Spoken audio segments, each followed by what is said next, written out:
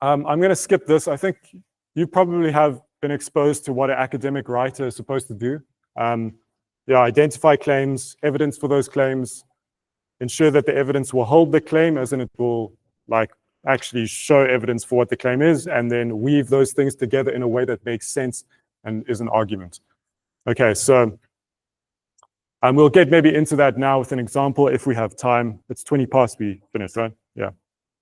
Okay.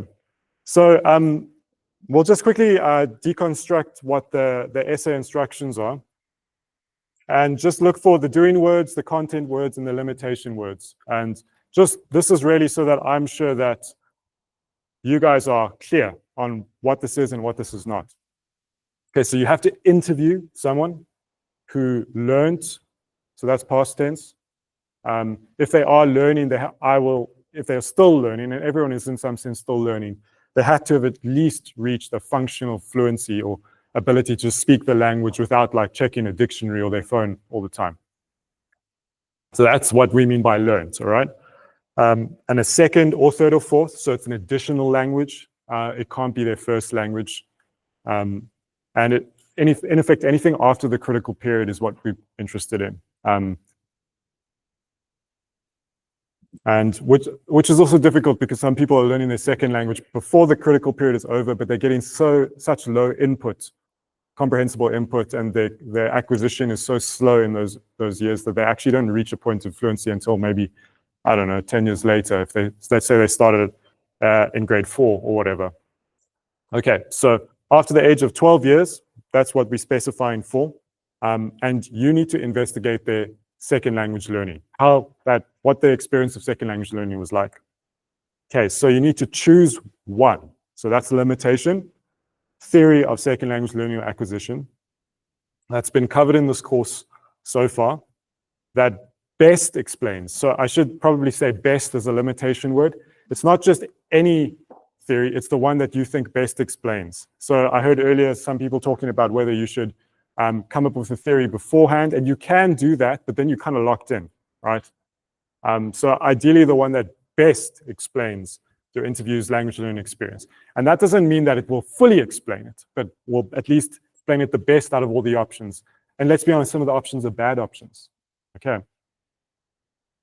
And then, so that's the first part, and that's one of the things that we're focusing on. The second part is that you should explain at least 2 relevant individual differences like motivation or personality-related affective factors, some of which we looked at yesterday, or social factors. So some of the things that we looked at now, and you can draw from the theories and some of the kind of the factors that those social theories focus on. You don't have to use the theory as a whole, or you can just, look at attitudes, for instance, or social identity. So kind of these factors which are then important. So you can decide. It depends really on the person you've interviewed and which factors really like fit the data, kind of explain the things that they've told you and how their experience of learning was like and how it went. So it's all about finding the best fit for the data. Because if you're trying to force the data into a mold, you're doing, in effect, bad science, and that's what we try and avoid. Okay, so you've chosen your one theory that best explains your interviewee's learning experience. Then you explain at least 2 relevant individual differences or social factors. And then after that, you are required to briefly describe your theory and then explain how it relates. Okay, so this is more now actually in the essay itself. After you've already chosen it, what you need to do. So we want a brief description, and then we want an explanation of the relationship between that theory and the experience. Okay. And no more than 3 pages in length, or 1,000 to 1,500 words. And then also importantly, that excludes the component parts, which are more just for me and for your markers, your tutors, to be sure that you didn't just generate a whole bunch of, particularly the person that you've made them up. So we want to know what your interview questions are. We want an extract, not the whole transcript. You don't have to record, you do need to record the interview, but we don't want you to necessarily give us a 3-page or a 4-page document. of all as the actual questions, not as you prepared them, but as you actually asked them, as well as the responses to that. So it's up to you whether you want to transcribe the whole thing yourself. Obviously, maybe you're taking notes while you're recording, and then afterwards your notes are sufficient to kind of help you develop how the theory and the experience relates. But I mean, if you just want to go back to their actual words and, well, what did they actually say? Oh, I can see that this relates to that. That's why a transcript is super important when you're interviewing people, right? So I don't want the whole transcript. I just want an extract, 1 page. You just need to type up more or less 300 words, could be a bit less. Just give me 1 page. I want to hear how people speak in their own words, maybe how you ask your questions in your own words as well. People ask questions in a very different way to what's in paper. So that's the aim of the extract.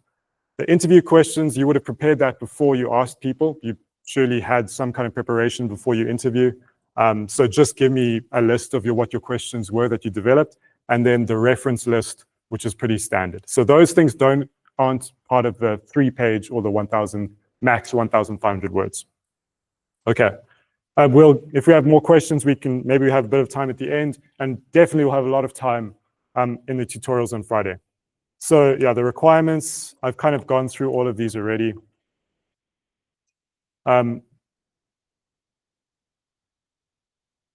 Yeah, so the transcript will also just enable you to direct quote your informant or your participant. You don't always have to use direct quotes. You can also paraphrase what they said, but yeah. Okay, so in terms of developing your arguments, ideally you'd use something like this Peel framework with a point, then evidence and elaboration or explanation, and then you would link your point to the evidence and then maybe to whatever you're going to talk about next, right? So this is just a good structure. I'll make these slides available. Don't worry, I won't force you to watch the video for this. I will make these slides available. Okay, so here's an example. I think this might have been a previous essay of, so the blue being the point, the yellow being the evidence and elaboration, and then the link. So you can maybe just read one of the paragraphs there and just, I'm not saying that this is good, but we would want to see, you're doing all those things, linking things, providing evidence, and making a point. That's probably the most important thing. You need to argue something.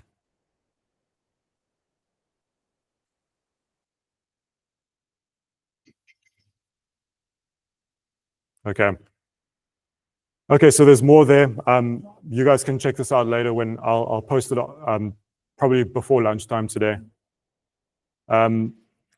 So the assignment, there's an updated assignment briefing, which is really just, I think I said it yesterday, it's looking at where previously I had just said effective factors. I'm broadening that out to individual differences of which effective factors fall in. So if you already started writing some effective factors in your essay, that's completely fine, carry on.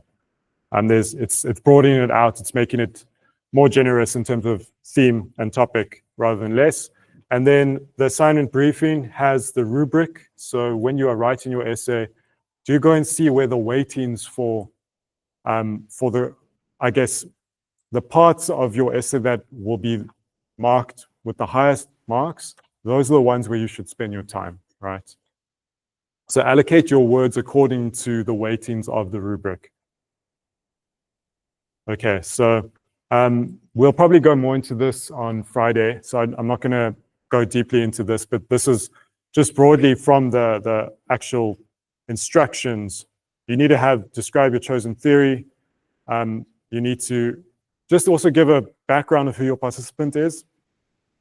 Then obviously you need to go into some detail about the experience of learning a language, then relating that to the theory, as well as adding on a description and also the relevance of these individual differences or social factors. So those are the main elements we need to see in this essay. And regarding referencing, I'm going to skip this. You can also look at this.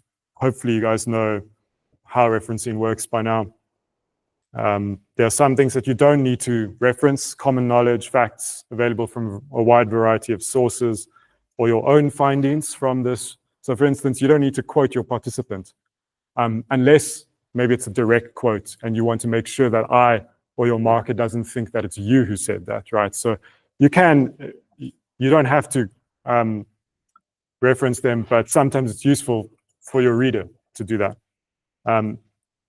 Okay, and you don't need to avoid direct quotations for your participants or your informants, but please try to avoid it for any third kind of sources that you are drawing from. So whether it's motivation theory or Vygotsky and Swain and Krashen or whoever.